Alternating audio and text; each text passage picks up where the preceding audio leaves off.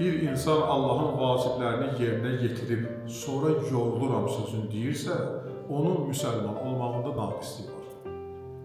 Adam var ya, bir namaz qıldım, yoruldum, oruç tutdu, deyir, bir gün oruç mənə yaman yordu ya, mənə yaman əziyyət verdi. Demək, bu adam səmimi qəlblə Allahın qanunlarını qəbul edir. İşi sevərək eləmir, Allahın hökmünü sevərək eləmir. İnsan əgər Allahın hökmünü sevərək eləsə, Allah ona o işdə yardımcı olacaq, o sözü də deməyəcək. O sözü isə didizdirən ona, şeytandır. Bilirsiniz ki, şeytan hər bir insanın yanındadır. İbadət eləyənə xüsusi nəzər edir.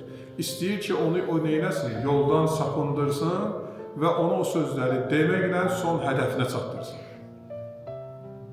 Mövlana'nın gözəl bir sözü var, deyir, Allahla razı niyaz edirsən, dua edirsən, ibadət edirsən, münacatlar verirsən, nə istəyirsən Allah verir sənə. İndi Allah bir dənə söz istəyir səndən eşidər. O söz də budur ki, o da sənə, mənə görə deyər. O söz də budur ki, desin ki, ilahi, sonsuz şükürlər olsun sənə varlığına ki, sən məni insan yaratmışsan, adam yaratmışsan. Bir dənə bunu istəyir eşitsin ki, buna görə bir dənə təşəkkür edəsin. Deyir, sonda nə deyir? Deyir, insanın sözü bu olur. Əşki ölüb geçsək bundan yaxşıdır. Olub da belə adamlar görmüsünüz də.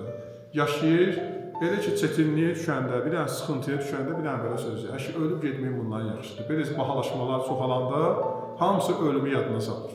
Elə ki, keyfinin yaxşı vaxtı, rifahın yaxşı vaxtı ölməkdən danışır. Elə ki, deyirsən, ölməyə ya qulağını dartır, ya daşıb divara vurur. Ya da nəsə bir dənə söz deyir ki, yox, Allah eləməsin, bizdən uzaq olsun. Amma elə ki, çətin vaxtında özünü ölüm arzulayır.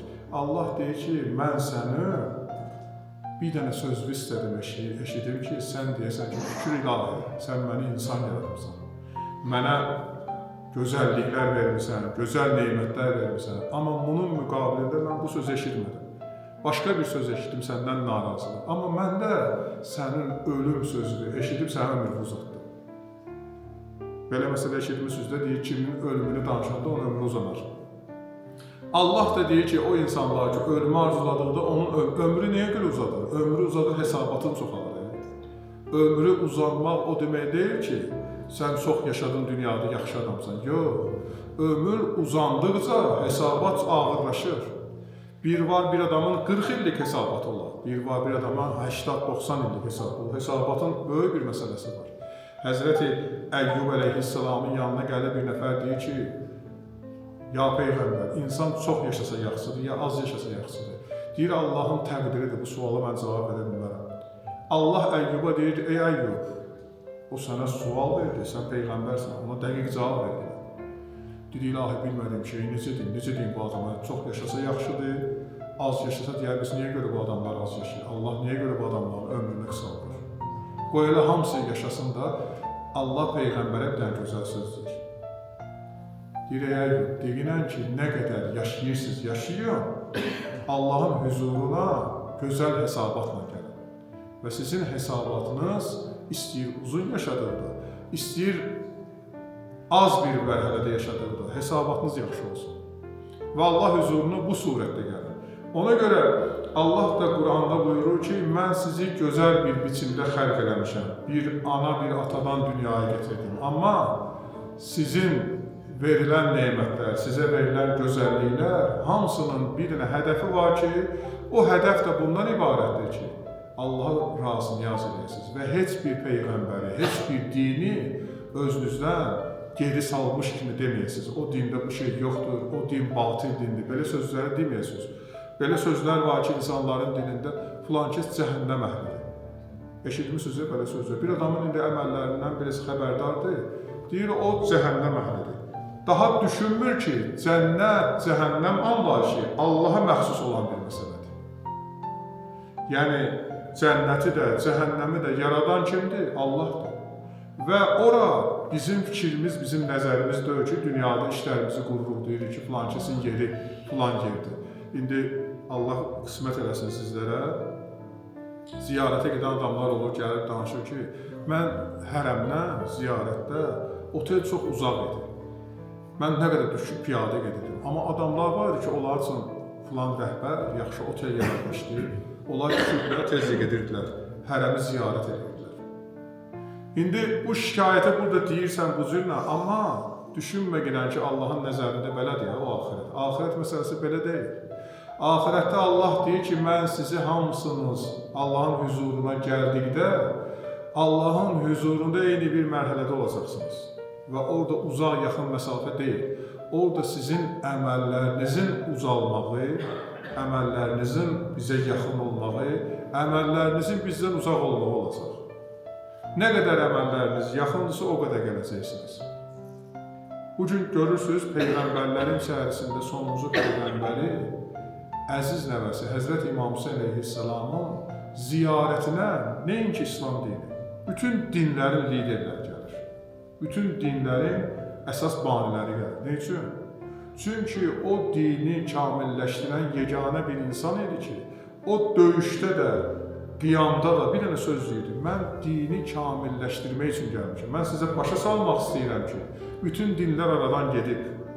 O dinlər Allah tərəfindən Peyğəmbərlər getirib, o Peyğəmbərlərin sözlərini eşidiblər, öz bildiklərini edirlər. Sonuncu Peyğəmbərin də sözü budur sizə, amma siz başqa cür danışırsınız. Peyğəmbər belə sözlər demir.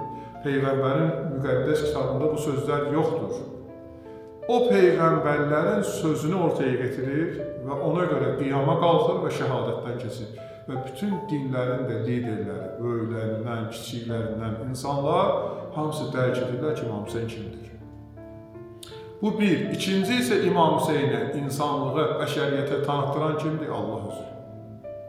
Allah deyir ki, kim məni düzgün tanısa, mən də onu düzgün tanıtdıracağam. Kim mənimlə düzgün davransa, mən də onu düzgün insanlarla davranıdıracağam. Tarixdə var ki, bir nəfər Allahla razı-niyaz edir, münazat edir. Gecə-gündüz Allahla münazat edən adam bir sözdür deyir, İlahi, mən səni bu qədər çağırıram.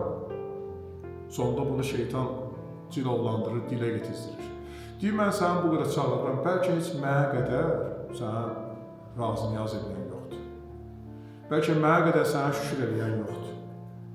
Amma sən mənə heç bir neymətlər vermədin, heç bir ruzu bərəkət vermədin. Amma şəhərdə elə adamlar var ki, bir dəfə olsun sənə çağırmır.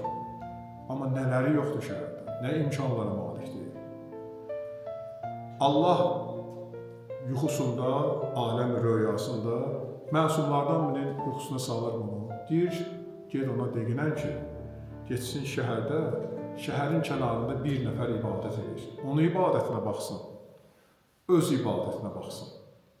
Və müqayisə eləsin ki, özü elə düşünür ki, ibadəti ən yüksək bir ibadətdir.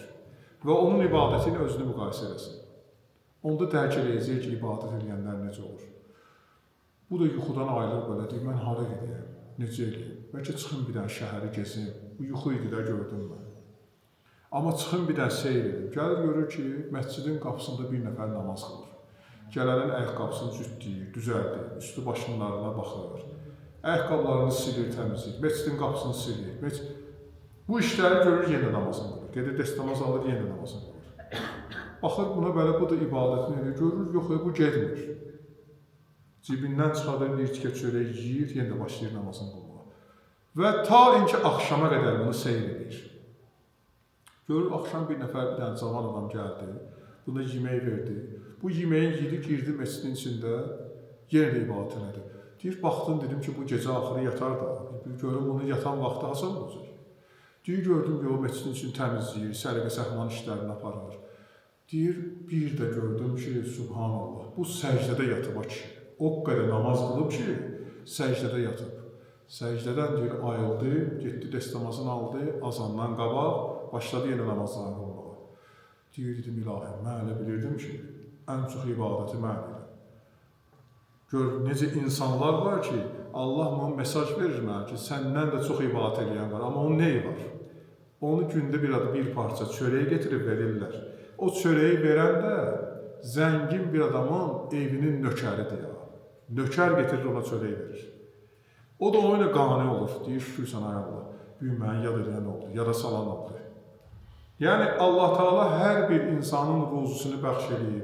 Allah Teala hər bir insana gözəl neymətlər verir. Mən bunu hər dəfə deyirəm. Yəni, bizə o verilən neymətlər var. Bizi